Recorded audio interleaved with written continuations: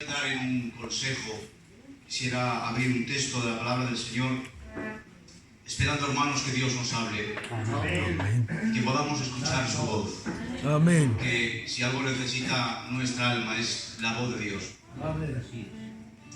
Es la voz de Dios la que nos guía, la voz de Dios la que quita toda tiniebla, toda penumbra. Y quisiera decir, hermanos, que pesa cada vez más. Yo no sé si les pasa esto a los obreros, los candidatos, y cada vez pesa más oír por aquí. Porque a mí me ha dado, por lo menos en este tiempo, una sensibilidad del Espíritu Santo, y entiendo de la gran necesidad que hay en cada casa de vidas rotas, detrás de trajes, de corbatas, de caras pintadas, que parece que todo marcha bien. No, que va, no marcha bien. Hay heridas ahí. Hay cosas que solo Dios las puede arreglar con la palabra. Amén. Y la Biblia es la espada del Espíritu, que encauza todos nuestros pensamientos, que disipa todas las tinieblas. Y a veces, hermanos, hablamos, yo por lo menos me pongo yo, hablo, digo cosas de la Biblia, pasajes, pero quisiera pedirle a Dios hoy con todo mi corazón, porque el más necesitado de esta reunión soy yo. Quisiera pedirle a Dios, el portavoz de toda la iglesia, por favor, habla y no calles. Te lo rogamos en el nombre de Jesús. Amén. Amén. Pues yo quisiera entrar en un texto, hermanos, tener confianza en esta tarde para compartirles alguna sabiduría espiritual que en estos últimos días el Señor me ha compartido. Yo les voy a ministrar con honestidad, con transparencia. No les voy a decir lo que no creo, lo que no pienso y lo que no he visto en la Escritura. Yo he abierto mi corazón y les voy a ministrar con transparencia. Amén. Lo primero que les voy a ministrar es un poco escabroso, porque tengo que explicarles alguna cosilla del contexto de este texto que vamos a ministrar, pero al final, hermanos, les voy a llevar a una experiencia personal. Como es personal, si a ustedes les hace bien, lo reciben, y si no les hace bien, no lo reciban. Pero créanmelo, delante del Espíritu Santo estamos, que la única pretensión que tengo en esta tarde es de edificarles. Amén. Gloria a Dios. La carga que el Señor ha puesto. Muy bien. Santo, gloria a Dios. Eso es de Dios. Libro de Hechos, capítulo 1 y verso 6, dice la palabra del Señor. Entonces los que se habían reunido le preguntaron, diciendo, Señor, ¿restaurarás el reino a Israel en este tiempo? Y les dijo, no os toca a vosotros saber los tiempos o las sazones. Hay una versión de la Escritura que dice, o las razones, que el Padre puso en su soberana voluntad. Pero recibiréis poder cuando haya venido sobre vosotros el Espíritu Santo, que seréis testigos en Jerusalén, en Judea, en Samaria y hasta en lo último de la tierra. Que Dios añada gracia en esta palabra. Amén.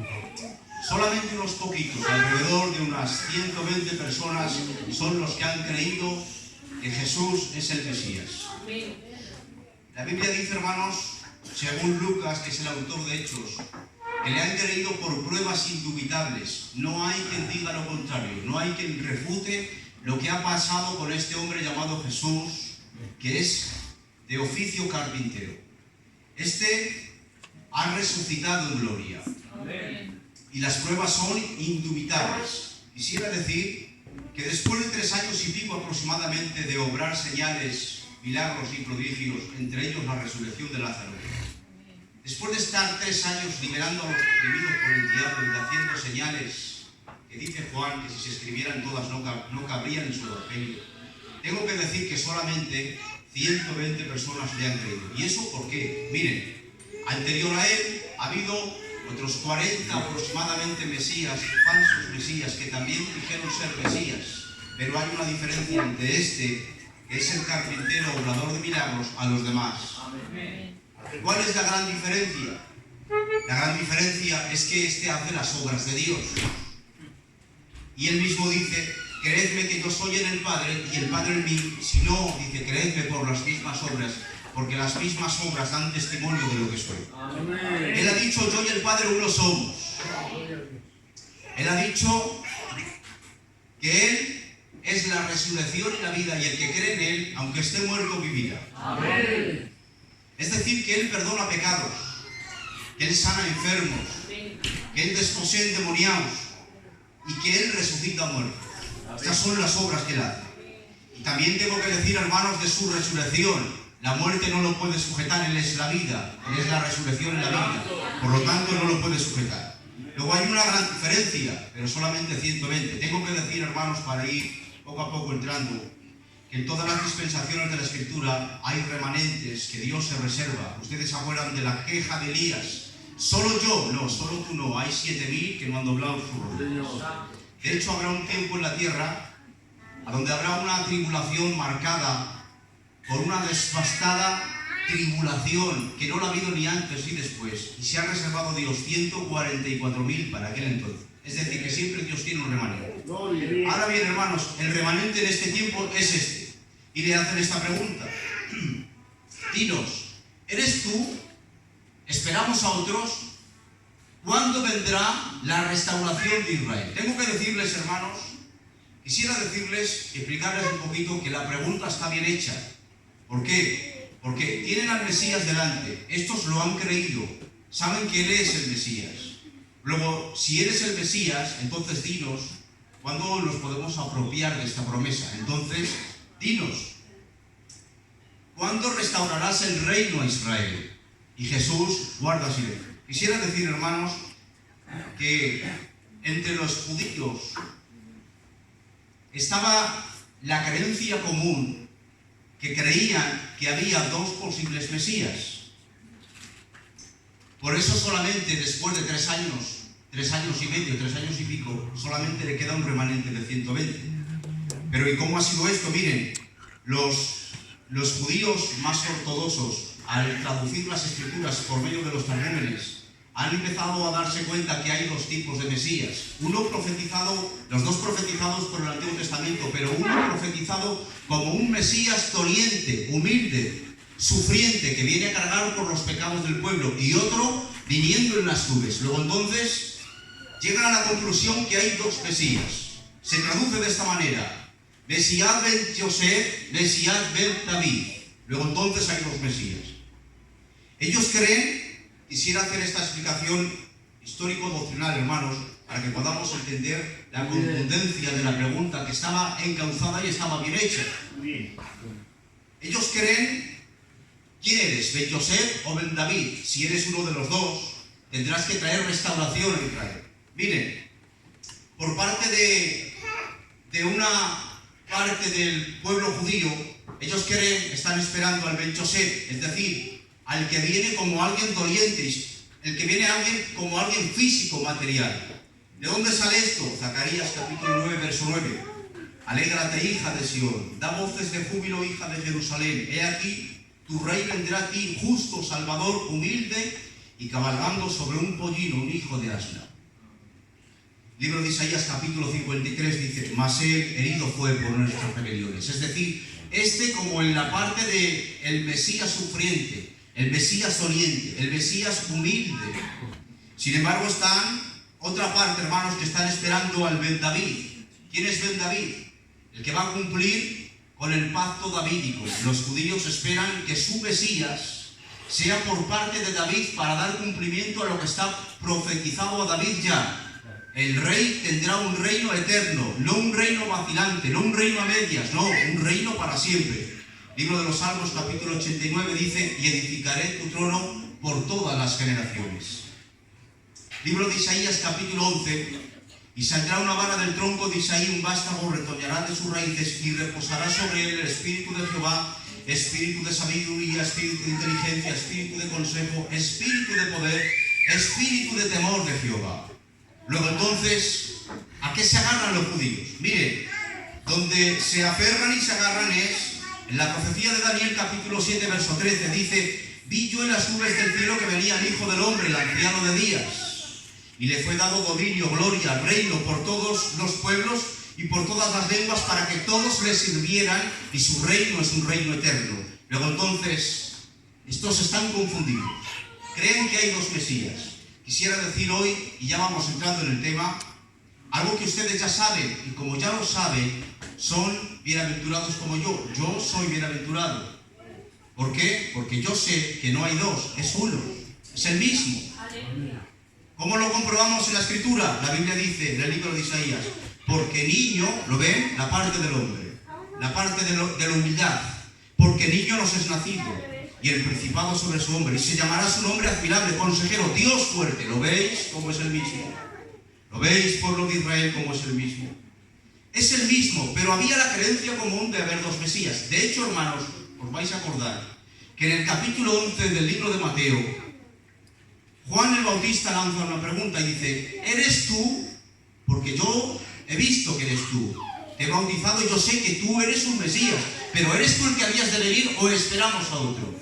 Y aquí el Señor lanza una palabra, hermanos, que yo quisiera aplicarla en esta tarde en la iglesia, y es una bienaventuranza. Por eso digo que soy bienaventurado yo, sois bienaventurados vosotros, y ustedes son bienaventurados. ¿Por qué? Porque dice el Señor para Juan, bienaventurado el que no haya tropiezo. En otra versión dice, el que no haya escándalo, es decir, el que no haya escándalo en mi persona, el que no haya tropiezo. Quisiera decir hoy a la iglesia en San Isidro, que Jesús de Nazaret, que el carpintero, es el Mesías. Quisiera decir hoy que Cristo es Jesús, que Jesús es el Mesías, que Yeshua es Señor.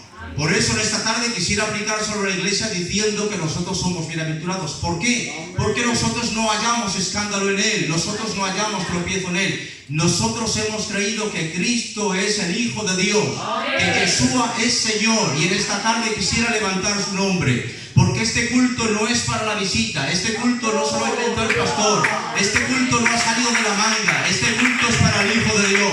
Usted ha venido aquí y cree que Cristo es el Hijo de Dios, por eso es bienaventurado, por eso eres bienaventurada. Y nosotros damos testimonio de lo que está escrito en el libro de Hechos. La Biblia dice en el libro de Hechos, cómo Dios ungió con Espíritu Santo y con poder a Jesús de Nazaret. Y este anduvo haciendo bienes y sanando a todos los oprimidos por el diablo. Quisiera decir que este culto es para la gloria de su nombre. Esta reunión es en su nombre. Su nombre va a ser hoy glorificado. Está aquí el Hijo de Dios y ha venido para tocarnos, para restaurarnos, para levantarnos. Este culto es para la gloria de su nombre. Jesús es Señor. ¿Cuántos lo creen? ¿Pueden levantar su mano conmigo? Pueden decir conmigo, Jesús es Señor, para la gloria de Dios el Padre. ¡Viva nuestro Dios! ¡Viva nuestro Dios! ¡Aleluya! ¡Gloria a Dios! ¡Gloria a Dios para siempre! Pero entonces, ¿por qué se reserva la pregunta? ¿Por qué se reserva, la respuesta? ¿Es que no sabe el Señor? Miren, si les contesta en ese momento, les tiene que decir a ese grupo, vais a tener que pasar la gran tribulación. O les tendría que haber dicho, vais a tener una persecución y la restauración de Israel vendrá en la segunda venida. Miren, doy dos pinceladas para no entrar en esto y no perder tiempo, y ahora entramos en el tema. ¿Cuándo es la restauración de Israel? Por eso no les puede contestar, no porque el Señor no sepa la contestación, es que no les quiere contestar, les veta de ese conocimiento. Miren, ¿por qué? Libro de Zacarías capítulo 12 verso 11, y derramaré sobre la casa de David y los moradores de Jerusalén espíritu de oración, y mirarán a mí a quien traspasaron y llorarán. ¿Cuándo será esto? Cuando la gran tribulación Israel se les cumpla esta profecía, que se derramará espíritu de oración. Entonces mirarán al que traspasaron, llorarán, harán gran lamentación, y ahí se cumplirá esta palabra, que vendrá la restauración de Israel. Por eso en ese momento no les contesta la pregunta. ¿Cuándo será esto? Libro de Romanos capítulo 11 verso 26, vendrá de Sion el libertador, que apartará de Jacob la impiedad, y este será mi pacto con ellos cuando yo quite sus pecados. Es decir, que como no les quiere contestar por esta razón, porque ahora os va a tocar una persecución, no os voy a contestar la pregunta. Y les dice, no os toca a vosotros saber los tiempos o las razones. Y ahora entramos en el tema que el Padre puso en su soberana sabiduría. Hay preguntas que le hacemos que están bien encauzadas. Muchos por qué. ¿Por qué esto? ¿Por qué aquello? ¿Por qué me sucede esto? Bueno, Dios no te contesta, no porque Dios no tenga capacidad de contestar. Porque a Dios no se le escapa ni una sola pregunta. Él es el Dios de la sabiduría y Dios sabe todo. Pero hay preguntas que nosotros hacemos que están en el tiempo, que están bien hechas, que la culpa no la tiene la pregunta, no. Es que Dios, en su soberana sabiduría, se guarda un sabio silencio porque no te quiere contestar por algo. Ahora bien, hermanos, y ahora ya entramos en el tema. Nos toca a vosotros, a ese grupito que le hacen esa pregunta bien hecha, dinos cuándo será nuestra restauración. Tú eres el Mesías, te hemos creído a ti, entonces, ¿cuándo viene nuestra restauración? Porque estamos esperando al Mesías, al que han profetizado los antiguos testamentarios y han dicho de él que cuando él venga, nosotros vamos a ser cabeza de naciones y no cola. El niño jugará en la cueva de la víbora, está profetizado, y no va a suceder nada. Y el león va a apacentar juntamente con el cordero y no va a pasar nada. Es nuestro Mesías. ¿Cuándo será nuestra restauración? Y les dice el Señor, y ya entramos en el tema, no os toca a vosotros. No os toca a vosotros. Yo sé que te has hecho muchas preguntas, como yo me las he hecho, preguntas bien encauzadas. De parte de los cielos ha habido un silencio. Te vuelvo a animar en esta tarde con la bendita palabra del Señor para decirte que si Dios guarda silencios por algo, hay conocimientos, y a esto yo le he llamado conocimiento vetados. Dios nos veta ciertos conocimientos. Dice el apóstol, ahora vemos por un espejo oscuramente. No somos llamados a entenderlo todo. Y el que te haya dicho lo contrario, te ha engañado, sin quererlo, pero te ha engañado. No somos llamados a entenderlo todo. No lo sabemos todo, no podemos saberlo todo. ¿Por qué? Porque de parte de los cielos hay conocimientos y habrá conocimientos que se nos veten, se nos cierren los cielos. Pero en esta tarde tengo una palabra de esperanza, porque la palabra de esperanza que les digo a ellos es la que hoy yo por el Espíritu quisiera ministrar a la iglesia. Y es, no os toca a vosotros saber los tiempos y las razones que el Padre en su soberana sabiduría ha puesto. Pero, y esta es la palabra de esperanza, pero recibiréis poder, amén, amén, cuando haya venido sobre vosotros el Espíritu Santo. Amén. Cuando haya venido el Espíritu Santo y recibáis poder, entonces me seréis testigos en Jerusalén, en Judea, en Samaria y hasta en lo último de la tierra. Luego entonces, el refugio, el amparo, el consuelo es su bendito poder. Amén. Me ha dicho Dios en su palabra que no lo voy a saber todo. Se me cierran los cielos ante ciertos conocimientos, se vetan los conocimientos, pero me ha dicho Dios por su palabra que los cielos se van a abrir y que para mí va a haber poder. Amén. Y tengo una palabra muy de Dios en esta tarde. Muy, pero que muy de Dios. Amén. El poder no es solo para unos pocos. No es solo para el Quique, ni para el Jesús, ni para el Javi. No es solo para el que se levante de candidato y pase por este santo lugar. El poder es para toda la iglesia. Y yo espero que mientras ministro este tema ahora, tu corazón se encienda como se ha encendido el mío.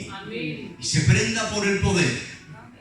Porque no eres llamado a entenderlo todo, no. Pero sí se te ha prometido que va a haber un consuelo, un refugio, un amparo, y es el Espíritu Santo. Amén. Y ahora dice, pues si vosotros siendo malos sabéis dar buenas dádivas a vuestros hijos, ¿cuánto no más vuestro Padre os dará el Espíritu Santo? Yo quisiera decir hoy desde este púlpito, gracias, oh Dios, por hacerme partícipe del Espíritu Santo. Amén.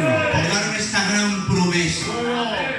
Por darme este fogonazo del cielo llamado Espíritu Santo. Porque en ese tiempo, esto será lo único que vais a necesitar. No os toca a vosotros saber. Noten la palabra. No os toca a vosotros saber. Como diciendo, no sepáis más. Quietos. Os vengo de este conocimiento. No hace falta que sepáis más.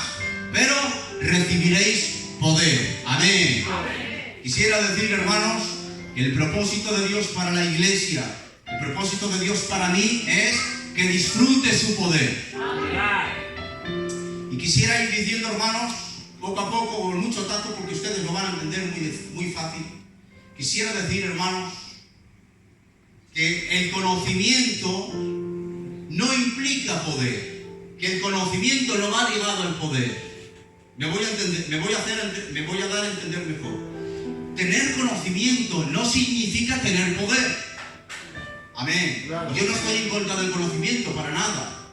La Biblia dice en el libro de Pedro, dice Pedro, añadid pues, en el capítulo 1 y verso 6 de segunda de Pedro dice, añadid pues, dice, a la fe virtud, dice, y al conocimiento, dice, el dominio propio.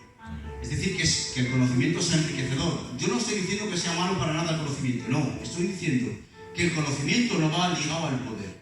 Que hay conocimientos que se nos van a vetar y que Dios no nos ha llamado a que lo entendamos todo, no. Pero sí Dios nos ha prometido el amparo de su poder. Y quisiera decir hoy, desde este púlpito, que vale más una oveja, un candidato, un ofrendero disfrutando del poder de Dios, que un teólogo sentado con todo su conocimiento y seco. Yo sé que hay teólogos que no tienen ni van a disfrutar el poder de Dios. Y sé que hay vidas ahí que tienen un consejito débil, que tienen un consejo que parece débil, pero están llenos del poder. Quisiera decir en esta tarde, hermanos, con mucho tacto, con mucho cariño, que si algo necesitamos buscar la iglesia con ahínco es el poder de Dios. ¿Por qué? Porque el conocimiento no transforma. Si hay algo que transforma una vida, un hogar, una iglesia, un matrimonio, un joven, es el poder de Dios.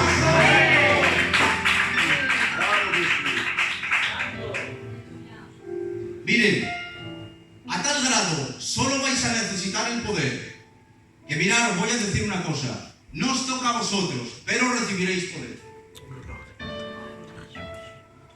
Recibiréis poder cuando haya venido sobre vosotros el Espíritu Santo. Al grado que lo único que vais a necesitar no es el conocimiento de cuándo va a venir la restauración de Israel. De eso os veto, os dejo sin ese conocimiento. Pero os doy mi poder cuando haya venido sobre vosotros el Espíritu Santo.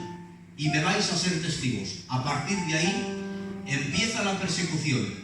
Y el poder y el Espíritu Santo es el amparo de todo este grupo de hombres, que lo que empiezan a tener es persecución, son azotes, son escarnios, pero su amparo, su refugio es el poder, al grado que no os va a hacer falta más. Mirad, ya lo profetizó el Señor diciendo, mirad, cuando os persigan, os vituperen y digan toda clase de mal contra vosotros, gozaos y alegraos, gozaos y alegraos. Y esto se cumple, hermanos, justamente los apóstoles y todo ese grupo de gente son perseguidos, y sin embargo la Biblia dice que ellos tenían gozo de tener afrenta por causa del nombre. Bendito sea el santo nombre del Hijo de Dios. Al grado no vais a tener temor, que cuando estéis delante de jueces, de magistrados y de aquellos que os acusan, no vais a tener temor de lo que tengáis que decir, porque el Espíritu de Dios pondrá palabra en vuestra boca. Esta es la promesa para los hijos. Esta es la promesa para aquellos que somos seguidores del Hijo de Dios. Quisiera decir hoy una promesa para la iglesia, y es la siguiente. Hay una promesa en el libro de Isaías que es esta, es la siguiente. Dice, no os faltará espíritu en la boca, ni en vosotros, ni en los hijos de vuestros hijos, ni en los hijos de vuestros hijos faltará espíritu en la boca. Es decir, que el amparo, que el refugio es el poderío del cielo. Y quisiera decir hoy para la iglesia de San Isidro que los cielos se abren, que los cielos se abren y que se vierte el poder de Dios. Que Dios nos puede vetar, nos puede excluir de ciertos conocimientos, pero no del poder del cielo. Y si algo necesitamos, hermanos, es el poder de nuevo. Al grado que ellos eran azotados, pero tenían gozo. ¿Cómo es posible que en Hechos de los Apóstoles empiezas a leer y la Biblia dice que los cogían presos, que los azotaban y que salían de las cárceles, dice, y se tenían por gozosos de haber recibido afrenta? Tenían gozo. ¿Por qué? Porque estaban amparados con el poder del cielo. Quisiera decir, hermanos, que para nosotros es esta promesa. La promesa de tener el poderío del Espíritu Santo. Tener el Espíritu Santo, hermanos, es lo mejor que nos ha podido pasar. Yo, meditando en estos días, he tenido que pedir perdón al Señor, porque y esto es algo, hermanos, que quisiera abrirles mi corazón, que esto es un concepto que yo lo ministro en esta tarde con mucha transparencia y con mucho cariño. Yo me he quejado de tardes malas, de mercadillos raros, de letras que no puedes pagar, de cosas que pasan en la casa. Y eso, lo digo desde este santo lugar, es una pequeña burla y un atentado contra la sangre de los santos mártires, porque ellos murieron como mártires, pero murieron felices. Luego, entonces, ¿cuál es la diferencia? Muy sencilla, que ellos disfrutaron del poder, que ellos disfrutaron del poder del cielo. Y si algo necesitamos en medio de la iglesia hoy, en este siglo, es el poder de lo alto. Amén. Amén. En medio de toda persecución, con gozo. Cuántas tristezas desmedidas no hay en mujeres, en hombres. Cuánta falta de gozo. Pero quisiera decir hoy a la iglesia de Jesucristo, los cielos se abren. Dios no nos ha dicho que vamos a saberlo todo, pero Dios nos ha dicho que los cielos se abren. Que no tenemos por qué ser excluidos del poder. Que hay poder de Dios para mí, que hay poder de Dios para usted. Amén.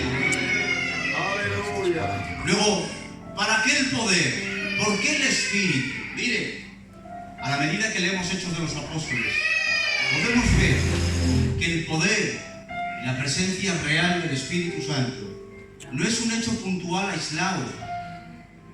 ¿Cuántas veces hemos estado cabizbajos y ha venido el poderío del Espíritu Santo? ¡Qué alegría con sus oleadas de gloria! Ha venido trayendo ese refrigerio, ese agua fresca al alma. Nos hemos sentido que ninguno de los que estamos aquí tenemos frases para explicar lo que experimentamos cuando tenemos la llenura del Espíritu Santo. Cuando tenemos esa llenura del Espíritu Santo no tenemos palabras. Pero quisiera decir, hermanos, que en la Escritura, en el libro de Hechos de los Apóstoles, no es un hecho aislado, puntual, que viene una vez y ya está. La Biblia dice en el libro de Hechos de los Apóstoles que recibían varias investidas, una y otra vez, una y otra vez.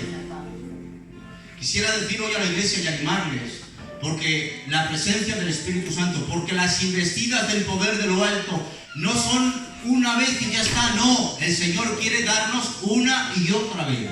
No te conformes con experiencias pasadas, porque lo que Dios tiene para ti es grande, es abundante. No te conformes con una experiencia que has tenido hace tiempo, porque los cielos se quieren abrir para ti. Amén. Ahora bien, hermanos, hay una ley espiritual y es que Dios da semilla al que siembra. Que la Biblia dice que Dios da pan al que come. La Biblia dice que Dios da semilla al que siembra y pan al que come. ¿Cómo es esto? Muy sencillo, miren. El Espíritu está a la medida que nosotros somos leales testigos de Cristo. A la medida que la iglesia salía para decir que era de Cristo y sufría azotes, a esa misma medida el Espíritu Santo les impartía de poder. Les voy a decir algo que el Espíritu Santo me ha enseñado a mí. Me ha dicho: David, eres aguas estancadas, todo para ti, para la saca, todo para la saca. Yo voy, te invisto, pero luego ¿qué haces con lo que tienes? Quisiera hablarles del ecologismo divino. Dios no toca por tocar. Dios no bendice por bendecir. Amén. A la medida que usted es valiente para serle un leal testigo de su nombre, es a la misma medida que el Espíritu Santo se comparte. Y yo en esta tarde me siento feliz de compartirles esto. Estoy deseando compartirles esto para que el Señor me siga dando más a mí. No guardes lo que de Dios has recibido, compártelo, porque a la medida que lo compartes, el Espíritu Santo te va a investir. Amén. Amén. La iglesia en este tiempo, gloria a Cristo, lo digo con mucho cariño, es una iglesia acomodada. Y el enemigo del poder es la comodidad. Los señores hoy dicen algo que la Biblia ya nos lo ha enseñado hace mucho tiempo, pero dicen que salgamos de la zona del confort, porque cuando salimos de la zona del confort tenemos crecimiento. Esto ya no lo dice la Escritura. La iglesia que era perseguida, la iglesia que ha sufrido escarnio, la iglesia que ha tenido persecución, como estaba inquieta, es la iglesia que más ha disfrutado el poder de Dios. Y tengo que decir que aquellos nuestros hermanos mártires que murieron en circos romanos, aquellos son los que más felices han vivido, los que más han visto el poder de Dios. Y yo tengo que decir que ese mismo poder es el poder de la iglesia hoy. Dios quiere vertir su poder sobre la iglesia, pero es necesario que despertemos, que nos accionemos, que abramos la boca y que tengamos valor de serle testigo a Él. Amén. Porque lo que tenemos, este conocimiento que tenemos, el conocimiento de saber que el Hijo de Dios es Cristo el Señor, este conocimiento no se puede quedar en la iglesia. No, abre tu boca y habla. Amén, amén.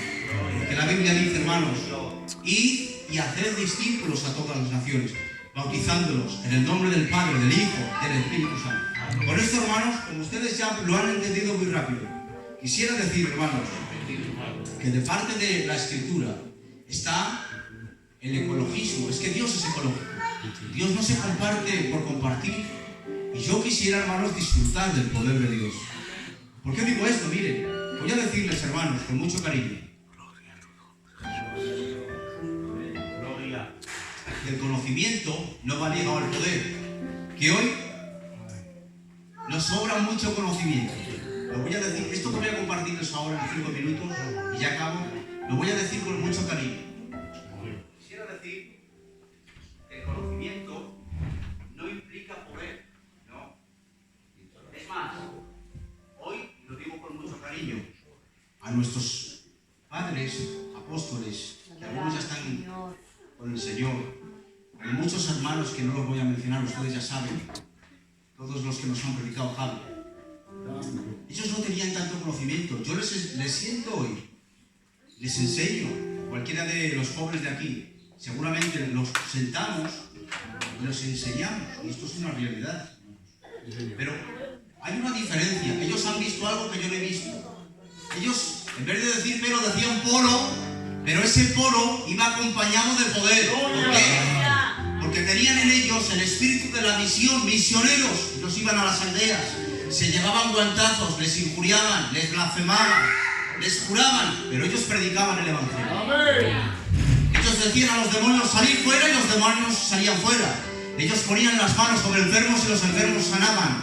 Es decir, que nuestros principios han sido principios de poder. Amén. Hoy, hermanos, y lo digo con mucho cariño, que nadie se me ofenda, yo no estoy tirando por tierra el conocimiento, no. Estoy diciendo que la iglesia tenemos que despertar en tener hambre por el poder de Dios. Amén. Porque lo que transforma no es el conocimiento. Hoy estamos cansados de exposiciones, de Biblia, de cosas que es bueno, que es maravilloso. Pero ¿qué hacemos, hermanos? Estamos diciendo Biblia, pero la gente vive vidas inmorales. Hay vidas que siguen siendo igual. Y tengo que decir hoy a la iglesia que lo único que transforma una vida es el poder de Dios. Amén. Y que Dios no nos ha llamado a saberlo todo, es una realidad. Pero Dios nos ha prometido poder de lo alto. Y el poder no es solo para el tique, no es para obreros. No, el poder es para toda la iglesia. Amén. Miren, quisiera acabar diciendo que el conocimiento no va ligado al poder. Pero hay algo que he aprendido en estos días, Javi. Y esto os va a hacer bien.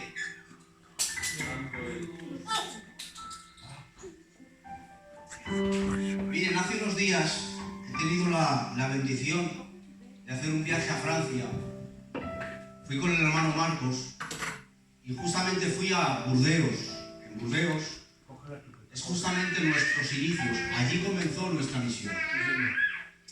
En Burdeos hay una familia llamada los Le Closet, de apellido. Le Closet, al quien conocemos nosotros como nuestro padre apostólico, ya está con el Señor. Tiene 2 hijos todavía, que son 2 misioneros. Uno está en la América Central y otro está por las Áfricas. Y justamente cuando hicimos ese viaje, dio la casualidad que estaba allí. Con quien yo hablé era con Juan de Le Closet. Tuve la oportunidad de estar allí en su escritorio sentado. Él me enseñó que en su casa ellos hicieron hace muchos años un pacto con Dios y era predicar en las zonas más pobres. ¿Dónde predicaron? En un sitio que le llaman Burdeos, que era un sitio donde había unas caravanas de gitanos. Allí vivían los gitanos en caravanas, porque iban a vendimiar. Y allí algunos estaban jacharaos porque habían cometido algo malo y estaban allí. Y esa era la parte más pobre. Y esta familia, este hombre llamado Le Closet, fue allí, predicó. Ya conocéis un poquito la historia. Voy a ir muy al grano. Allí se encontró a Emiliano, que está en la gloria del Señor, le predicó, luego bajó para por aquí para España, pasó por Francia, por Santander, Santander, Aranda, Valladolid, y así se propagó el Evangelio. De allí salimos, de allí viene nuestra obra. Yo en el viaje, hermanos, cuando yo fui allí, yo no soy muy místico, pero tengo que decir, Javi, que nada más llegar, pude notar hasta en el ambiente que de allí venimos. Y luego tuve la oportunidad de estar en la iglesia de la unción, que es la iglesia que se ha mantenido allí con nuestro lenguaje, no me tuvieron que traducir. Y miren, cuando yo subí, antes de subir al púlpito, nada más que se subió el pastor, para empezar el culto, nada más que iba a empezar el culto, las hermanas rápidamente se pusieron un velo. Quisiera decirles, hermanas, que en nuestros inicios, nuestra obra, también se ponían las hermanas el velo. Yo al ver eso, bueno, esos 2 días que estuve allí, me tuvo el Señor en una burbuja. Estuve berreando como un niño pequeño. Mis conclusiones espirituales, hermanos, que tengo algunas anotaciones, es que de allí venimos, pero al venir algo nos hemos dejado en el camino. Y es lo siguiente. En medio de la cena, con los hermanos, me estuvieron hablando cosas de señales, de milagros. Ellos siguen orando con fe, siguen teniendo ese espíritu misionero. De hecho, solamente tienen 3 cultos.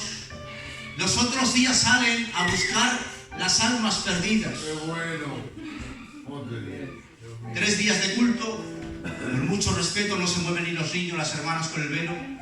Un respeto absoluto. En la vida, hermanos, me he encontrado tan a gusto ministrando. Imagínense, no se oyen ni las moscas allí. Bueno, y quisiera, hermanos, compartirles esto con mucho tacto, con mucho cariño. Lo digo, de verdad lo digo. Ustedes saben desde qué espíritu lo digo. Miren, me contaron nuestros hermanos en medio de la cena de señales, de milagros, de prodigios. Pero cuando me dieron un dato, yo dije, esto lo tengo que compartir en España, en las iglesias que puedan decirlo. Y en esta tarde, hermanos, como hay este tan buen ambiente, me atrevo a compartir esto con ustedes. Miren, lo que más me llamó la atención es que dijeron, en todos los años que llevamos de evangelio, no ha habido ni un caso de infidelidad ni de inmoralidad. Cuando dijeron eso los hermanos, yo hice como Caifás, Quique, me rasgué las vestiduras. Me eché las manos en la cabeza y dije, claro, hay algo. Miren, allí lo ven todo mal, aquí lo vemos todo bien. Allí, de donde salimos, no tienen tanto conocimiento. De hecho, cuando necesitan escuchar un mensaje un poco más así, llaman a algunos de España. Dios me dio la gracia de ir a hacer ese viaje. Pero tengo que decirles que aunque tengan menos conocimiento, ellos están viendo más el poder de Dios. Y yo me he cansado ya, y esto lo comparto ya a la iglesia, me he cansado ya de iglesias que están ausentes del poder de Dios, de ministerios ausentes del poder de Dios. Iglesia, los cielos se abren para que nosotros disfrutemos del poder. El mismo poder que está aquí es el poder que está aquí. Hay poder de Dios para nosotros. No os toca a vosotros saber los tiempos. Mi conclusión es que no somos llamados a saberlo todo, que hay respuestas que son reservadas a Dios. Pero quiero decirles que de parte de los cielos, Dios no nos tiene por qué excluir de su poder. Y yo, hermanos, espero que si mientras he hablado de este tema, tu corazón se ha prendido por el poder de Dios, a partir de hoy busques el poder de Dios. Porque con esta reflexión te quedo. Miren, el conocimiento no va ligado al poder, no. Pero tengo que decir que el poder va ligado a la santidad. Y esto lo he podido ver. ¿Por qué? Porque allí no tienen tanto conocimiento, pero practican la santidad radical. Así que, iglesia, practiquemos la santidad radical. No des lugar a ningún mal pensamiento. Sé santo, desde por la mañana hasta por la noche. Y aun en tus sueños, sé santo, sé santa. Seamos santos, porque la santidad va ligada al poder. El conocimiento no va ligado al poder, pero la santidad va ligada al poder. Así que, iglesia, practiquemos la santidad radical. Hay poder de Dios para ti. Hay poder de Dios para ti. Quisiera que te pusieras en pie por un instante.